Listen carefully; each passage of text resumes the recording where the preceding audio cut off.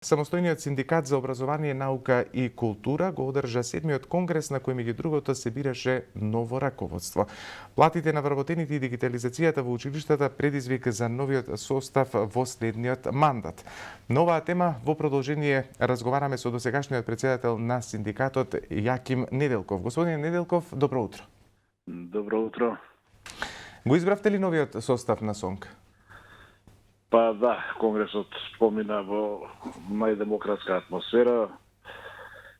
Се разгледа, усвоива документите за работата на нашиот синдикат во изминатиот мандатен период, се избра органи и тела и се избра новиот претседател, односно му се даде нов мандат на стариот претседател.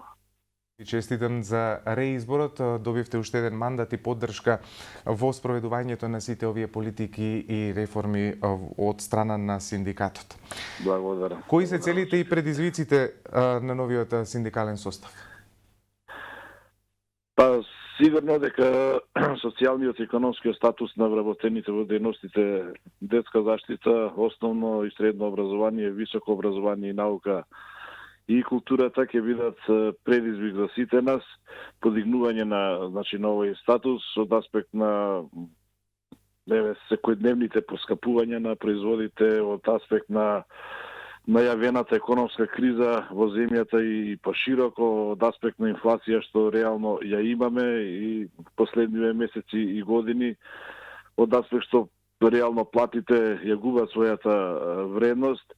Тоа ќе биде за нас предизвик да платите навистина станат повисоки, да вработените во овие дејности што ги споменав го добијат заслуженото место во општеството во однос на враќање на нивното достоинство.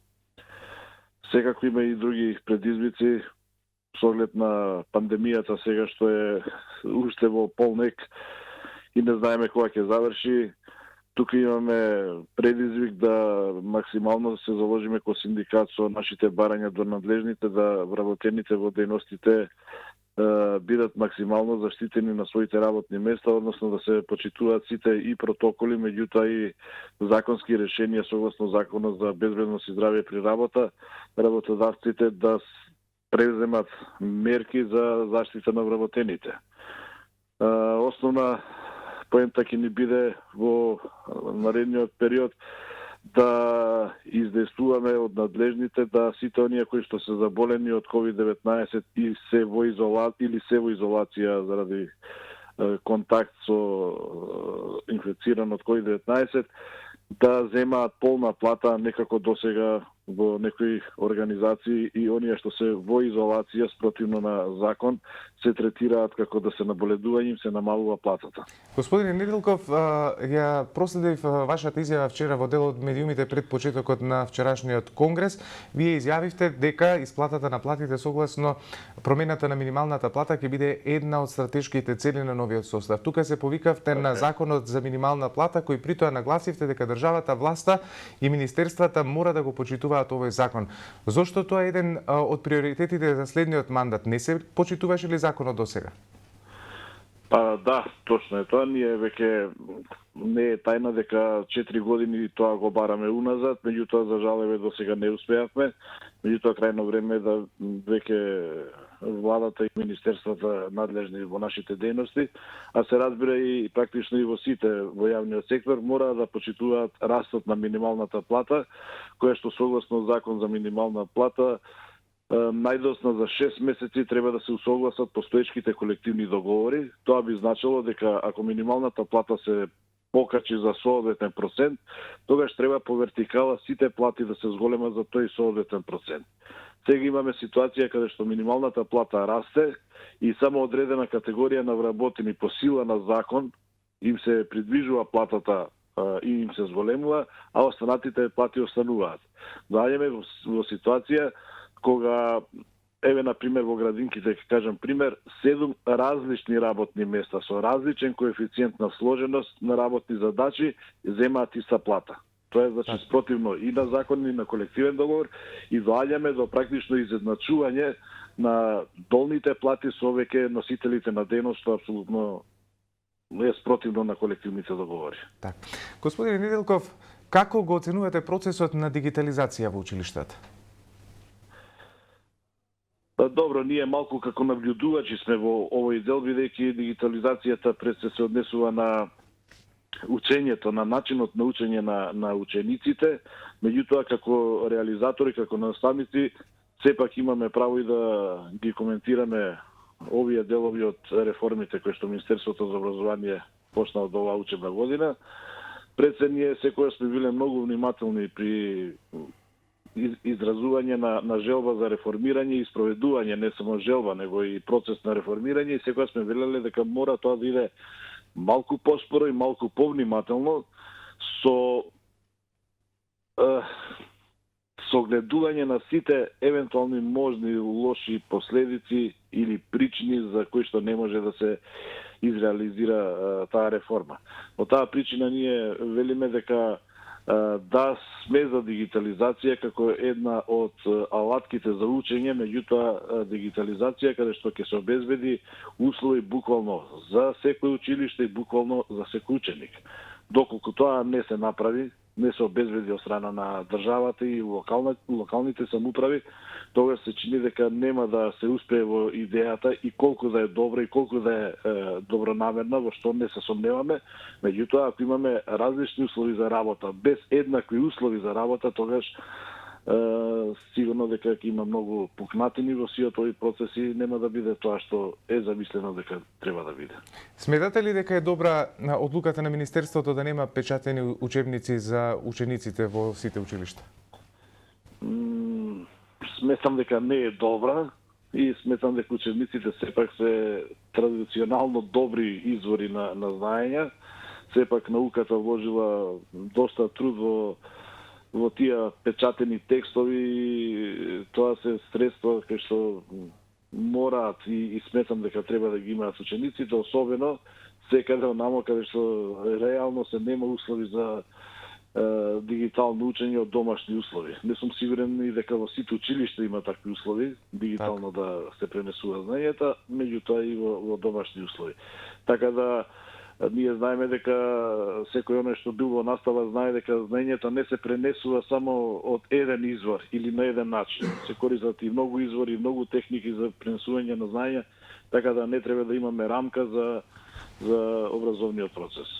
Како ја коментирате изјавата на министерката Мила Царовска дека родителите не им прават услуга на своите деца со тоа што ги принтаат дигиталните учебници? Па сега, ајде, да не бидам адвокат на министерката, сметам дека може би малку од контекст е извадена таа реченица или мисла. Во секој случај, останувам на ставот дека треба да се има печатени учебници, се до тогаш дека не се створат поинакви услови за поинаков начин на знаење и образование. Добро, како позитивна работа донесена во изминатиот период ги посочивте трите колективни договори во делот на детска заштита, високо образование и култура. Кои се придобивките од нив? Па ајде да почнеме од култура. После 11-12 години преговори со Министерството за култура, конечно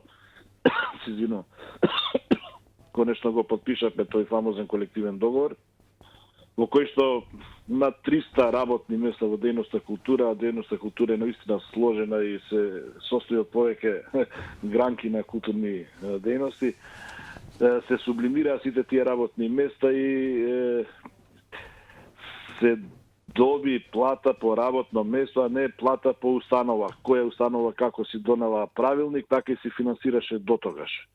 Сега, поднос на два пати еднаш нивелирање на плата, вториот пат и со колективниот договор се испеглаа платите. Не велам дека секаде е добро, за жал некаде и платите останаа исти, за жал некаде и се поднамалија, затоа што дел од тие работници земале и можеби повисока плата во однос на другите установи кои што земале. Така да тоа е едната придобивка, значи земање плата по колективен договор по работно место. Втората придобивка што е многу важна, а тоа е оној дел кога рековме усогласување на платите согласно минималната плата на национално ниво.